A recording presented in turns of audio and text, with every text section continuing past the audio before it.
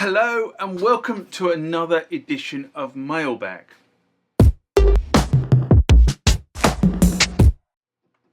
What is Mailbag? Well, Mailbag is a feature of the channel where you guys leave lots of comments on the channel and I attempt to answer those comments, or if I can't answer those comments, I throw it out to you guys who have more knowledge on some of this stuff than I do.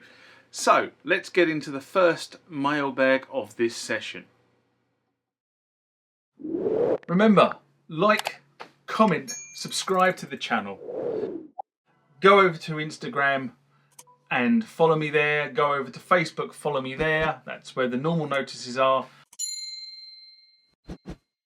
And consider becoming a Patreon.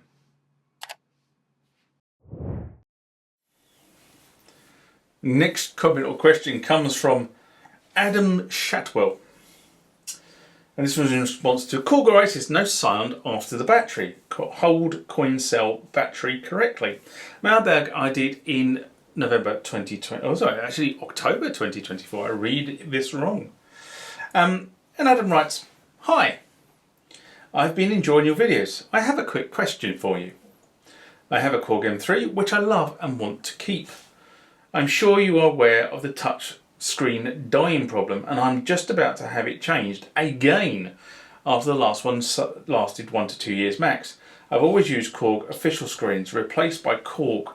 Do you know of an alternative touch screen that can be used and will last longer, as the M3 is perfect in every other way, but I am getting fed up of the constant replacements?" Now, I think people who follow the channel and seen various videos will know I was offered an M3 at the same time I bought the Korg Kronos, and like a silly Billy I turned it down. So I do not own an M3 and therefore was not aware that there was a touchscreen issue. Maybe somebody else out there in the community can sort of shed some more light on what this touchscreen issue actually is. I am really surprised you're only getting 2 years out of the touchscreen, as the touchscreens on my prior and post workstations appear to have much better longevity. The Oasis is still working and that is X number of years old. The Kronos is working, that's 10 years old, and other devices I have that have touchscreens are considerably older and still working fine. Now I'm looking around because I haven't got it here, so it's probably over there. But I also tend to use a what I call a dibber, but effectively it's a pen with a rubber end on it, which also I find for two reasons. Number one, it is more accurate when I'm bashing through the screens, and also it means I'm not actually putting excessive force on the touchscreen as well. But that's kind of me. Rather than using my big, I know you can use big fingers. The other thing about using the dibber is, or the pen, the touch pen if you like, is it also doesn't put greasy little oily marks, because your finger contains body oils, right? And it's the same when you use your iPad and you start, you end up with all these squirrely marks on your iPad where your fingers have touched it. That's the part of the touchscreen interface that nobody really sort of kind of has got around at the moment. But if you use a dibber, you don't tend to get those oily, smudgy marks on. The only thing the dibbers are not brilliant for is doing sort of bold strokes on a screen. It doesn't do those very well. It tends to wreck the nib.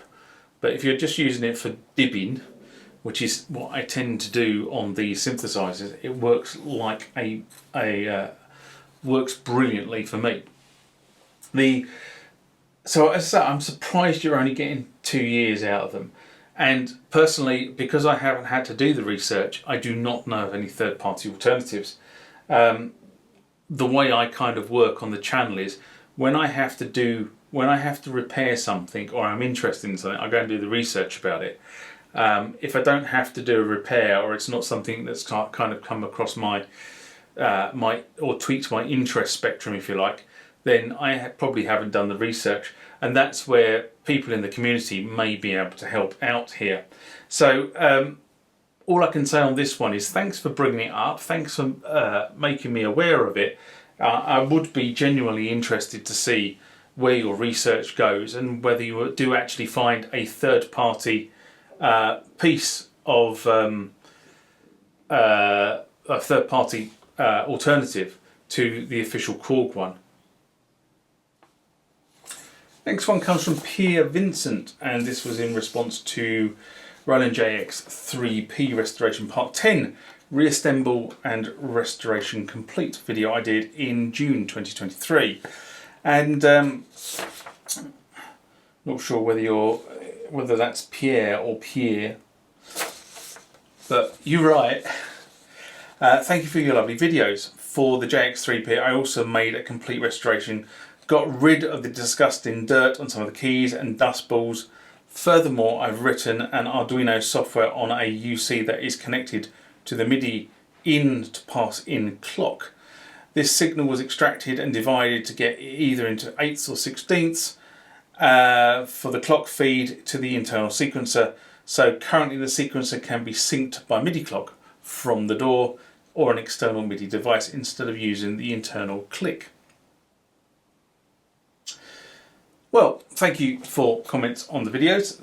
That was the restoration of Gary's synth. There is still a piece to do actually on Gary's synth, and in the new year you'll get to see that piece. But bringing these synths back to life for me, as you probably know if you watch the channel, is actually something I find quite relaxing, even if sometimes it doesn't go right.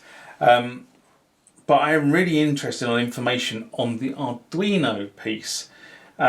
In the day job, we are using these in specific. used to work in the energy sector. I don't work in the energy sector anymore. But I used to work in the energy sector, and they were looking at these kind of Arduino devices for specific telemetry use cases, because they are A, very flexible. You can pretty much code what you want them to do, and B, they actually have extremely low power consumption. You can put a relatively small battery on them and it will last several years, and they will just keep pumping out the relevant telemetry pieces. So I'm really interested in what you've actually done with an Arduino.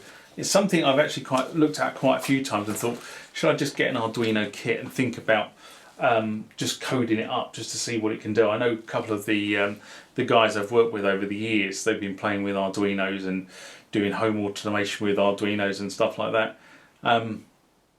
I have to be honest, on the home automation front, you know, I just think I'm not a lazy bugger, and I actually do need to get up and down every now and then, otherwise I just sedentary sit in a chair. So getting up to switch the lights on and off actually, you know, is not a bad thing.